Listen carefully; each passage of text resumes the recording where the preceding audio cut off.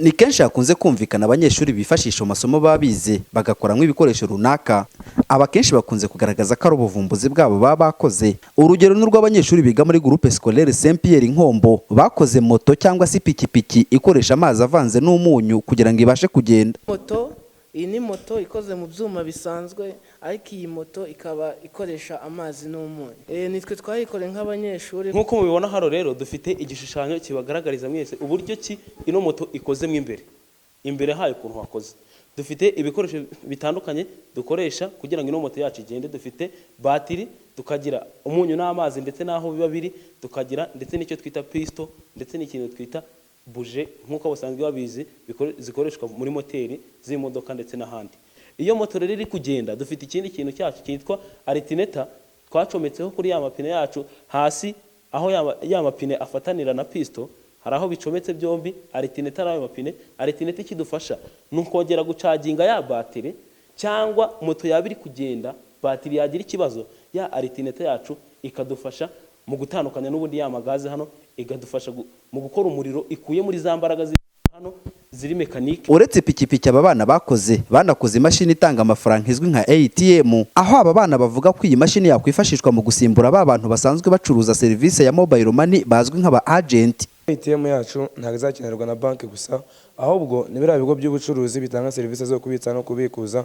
Urugero nka ATM cyangwa se Tigo, Airtel bizayifasha MTN bizayifashisha mu rwego rwo gusimbura aba agent. Hanyuma noneho umwanya umu agent yatakazaga ari gutegereza abakiriya kujya baze kubikuza, azabifashisha ajya gukora iyindi mirimo yamubyarira inyungu. Padiri Silas Nsengumuremyi uyobora iki kigo arasaba leta gufasha buri mwana wese ugize icyo avumbura muri siyanse ko yajya afashwa kugira ngo ibyo yakoze bitaba amasigara cyicaro ndetse bikanamupfira ubusa. Icyo cyose kiragaragara kuko iyo bari ku ishuri turabakurikirana, iyo bageze hanze ntitumenya aho barengeye kandi ko birumvikana.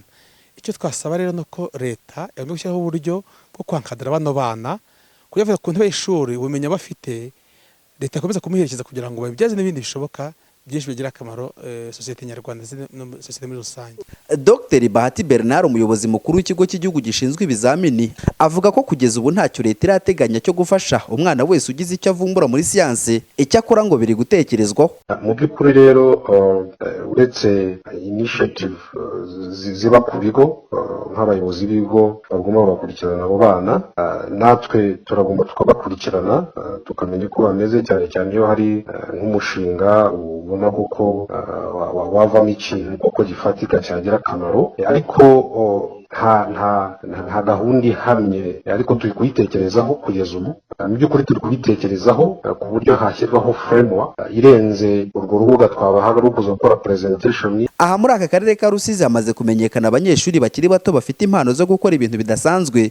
Urugero ni nk'umwana uheruka gukora radio ivugira kuri FM, ndetse n'uyu wiga kuri groupe scolaire Saint Pierre Nkombo wakoze imashini ituraga amagi, kuri ubu akaba ari nawe wakoze moto ikoresha umunyu n'amazi. Gusa kugeza ubu uretse ko ibyo aba bana baba bakoze itangazamakuru ribasura rikabigaragaza, nta kindi leta cyangwa se inzego zifite uburezi mu nshingano zibafasha. Ibi bikaba ari nabyo bituma ibyo baba bakoze biba nk'imikino y'abana, kuko ntawe ubasha kubakurikirana. Niyo basoje amashuri ntawongera kwibuka ko bari bafite ubumenyi runaka. Aba ari nabyo Padiri Silas ahera avuga ko bikunze guca intege bamwe mu banyeshuri biga siyanse ndetse n'amasomo y'ubumenyi ngiro. Mu karere ka Rusizi, nari Ntakirutimana Alfred, TV1.